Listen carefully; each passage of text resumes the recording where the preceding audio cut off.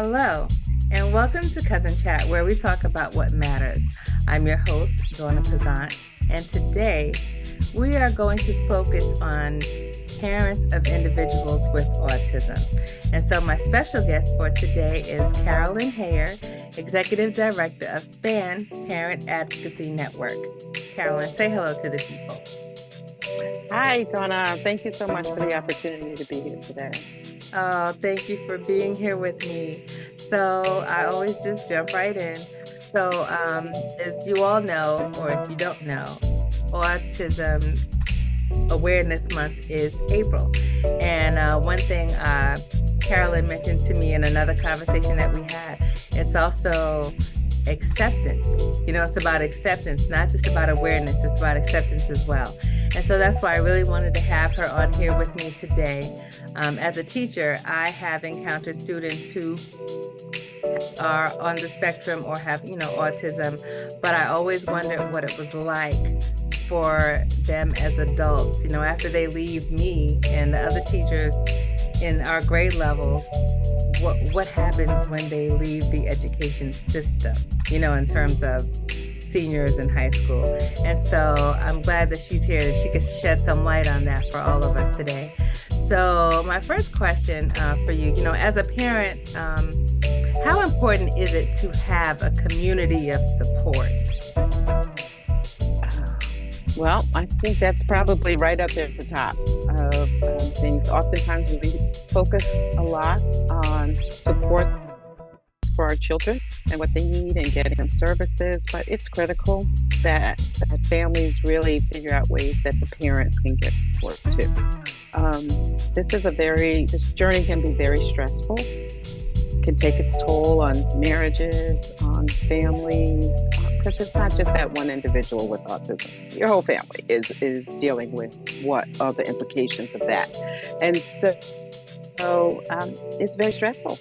It can be stressful raising a child with autism, and we know the implications of stress on our health. And so for so many reasons, it is important that we seek out and find and tap into the support that we need. The thing is, that's different for everybody. Right? So for some people, it's a support group. For me, I found a support group. My son's 34 now, 35 actually. But when he was 3, I was able to tap into a support group. And for me, it was the best thing, being able to talk to other people that were going through the same process. But that's not so for everyone. So there is no right or wrong answer. It's really figuring out what works for you. I like to talk, I like to be around other people. So for me, a support group works. But it's difficult. But I would say it's one of those times where you need to put yourself first, kind of like the oxygen mask on the plane, where they tell you put your mask on first before you help somebody else. And if we're depleted, then we can't be the best that we need to be for our kids, and they need us to be at our best so that we can advocate for them. Right. Now, you said the support group worked for you. Why do you think some people don't reach out?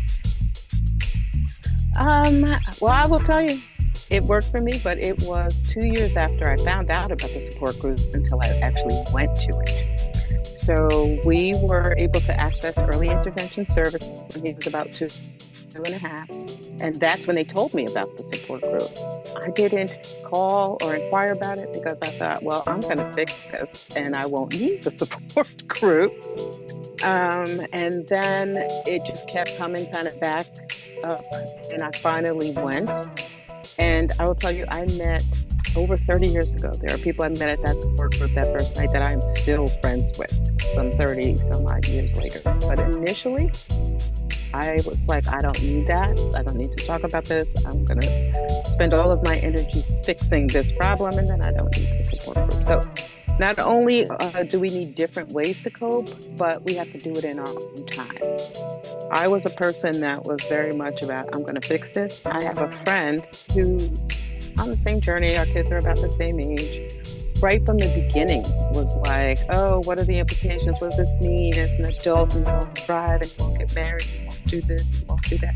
I never went down that path because in my head, I was like, I don't think that this thing's good. I don't fix it. So we all have we're on our own journey and we've got to give ourselves some grace to just take it as it comes and try to manage it in the best way for ourselves and not have expectations that there's some right way to do it because there really isn't. Absolutely. Now, I heard you mention that you kind of waited to join the support group, but do you also think that denial sometimes makes parents delay getting a proper diagnosis? Yes. I think there's a mixed bag and people have different experiences. So for some people, it's denial, where they just think time will fix it, or it's not really as bad as we think it is. And that is sometimes supported by the medical profession. You might have even the doctors that go into saying, give some more time. And it's don't compare your children. Boys are slower than girls. But time can be the enemy, right? So there's no harm that's going to come to the child if we intervene and provide some services early. But there can be very negative repercussions if we wait too long. And then there is the fact of the matter is that in our community, in the Black community, our kids are diagnosed later.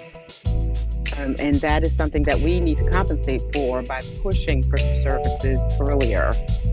And oftentimes our kids are diagnosed later and often not diagnosed with autism. And by having that specific diagnosis of autism, you are able to tap into services that may not be available to you with a different diagnosis. So it is really critical that we push ourselves to get that diagnosis earlier rather than later. Okay, and even if we don't really believe it. Even if we don't really believe it. Oh, wow. Okay, so I also heard you mention the strain that it can possibly put on some families. And so, in your experience, have you encountered parents who had different opinions about the services needed for their child? Yes, in my own family. My husband and I were not necessarily on the same page early on. Actually, that's probably more common than not, that the parents are not necessarily on the same page at the same time. Oftentimes, men struggle a little bit more with the acceptance than the mom. And so they may need additional time. At SPAN, we actually have support groups for fathers, right? So that men can get together with one another and have those conversations and just try to, again, it's a way to get that support that you need to kind of manage through. And I think it's also in the larger family dynamic, right? Grandparents often don't really understand this. It's more common now. There's more awareness and acceptance of autism now. But 30 years ago, it was like, what is that? Like, my kid was just diagnosed with autism. People are like, what is that? What does that mean? It's, a little bit of, he needs a good spanking. He needs a good this. He needs that. So, and so you're struggling as a parent to figure out what is the right thing to do. So you might have grandparents telling you to do this. You have doctors telling you that. You and your spouse may not be on the same, or your partner might not be on the same page. So it can be very, very overwhelming. I myself read everything I could get my hand on. And, even my husband and I were not always on the same page at the same time. And the divorce rate amongst families that have kids with autism is certainly higher than the national average. And it takes a toll on the siblings too. So it is, the entire family is impacted. I've always wondered that, because any struggle or any challenge that a family has can put a strain on it. And so I was just wondering if that applied here and if you had seen that. But, while we're pausing for a second, can you tell us what SPAN is? Tell us exactly what that is. I would love to. So SPAN is the Parent Advocacy Network. And what that means is we get funding from the U.S. Department of Education to be the Parent Training and Information Center for the state of New Jersey. So that's one grant that we have. And with that funding, we provide information, training, and resources to families so that they understand what their rights and responsibilities are under the law so that they can access services for their children. In addition to that, it's not just around special education. We have programs that help families to navigate all of the systems in the state that support families, whether it's the education system, healthcare, access to healthcare insurance. Right now, we're doing a lot of work around Medicaid unwinding because kids with disabilities rely on Medicaid.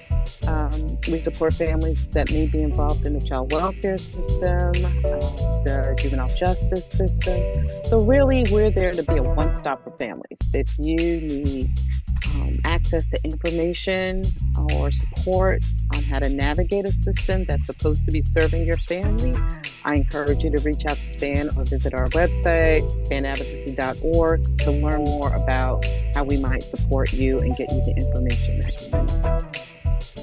That's so informative. I'm so happy that we can give people this information. So, before we actually conclude the interview, I just have one more question, and that is, what advice would you give to parents who are trying to help their child transition into adult independence? Excellent question. I am so glad you asked that. That's kind of like an issue that is close to my heart. For many years, I was involved in the education system and focused on advocacy around education, served on my board of education, but realized as my son was transitioning into adulthood, that's really the bigger issue, right? You're in school for 18 or 20 years. You have 40, 50, 60 more years across the lifespan. And so being able to access the adult services that are needed is really important. It can be very challenging for families to know how to navigate those systems as well. But I would say, as a parent, what I would think is the most important thing for families to know is to, as much as possible, build independence. Give your kids the skills they need to be independent. That's what's going to give them more options in the adult world. The more they have to rely on someone else for their care and support, the more limited and narrow your choices are in where they can receive those services. So start early, do less for them. Everything you do for them, think to yourself, can they do this or on their own? And what do I need to do? So, get them a bank account, teach them how to use an ATM machine and an ATM card and scan their own groceries at the grocery store. They seem like little things, but in the long run, those are the things that will make a difference. So independence is the biggest thing. And I guess my final message would be for parents to presume competence, right? Presume that your kid is competent and can do what needs to be done. They might need support to do it, but that's what we should be figuring out. What's the support that they need, and not assume that they can't do it. Presume competence. That is excellent advice. Well, listen, here at Cousin Chat, we always leave people with something to think about. So the takeaway for me today would just be to do research. Find out as much information as you possibly can. Consider the resources that are available to you. And if you are not a parent of an individual with autism and you are listening to this, share it with someone. Share it. The better. We will be so much better off if we knew how to assist those that we come in contact with who are on the spectrum or who have autism. The more we know, the better off we'll all be. And so that's my takeaway for today. And do you have anything to add to the takeaway?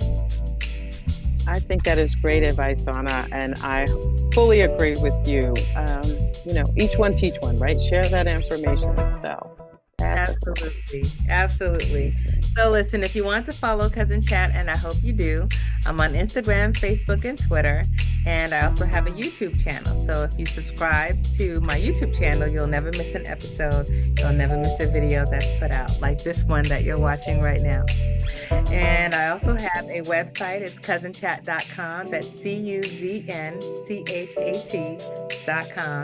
And if you go there, you can click around and see some of the other episodes that I've recorded. And you might also see some videos there with some wonderful people that I've interviewed. And you can also find out about me, read the bio, check it out, see how Cousin Chat got started in the first place. And just click around, like I said, you'll find something that will interest you. And so until we come back to our next Cousin Chat, think about all of that. All right, be blessed, everybody. Bye-bye. Thank you, Carolyn. Absolutely. Bye.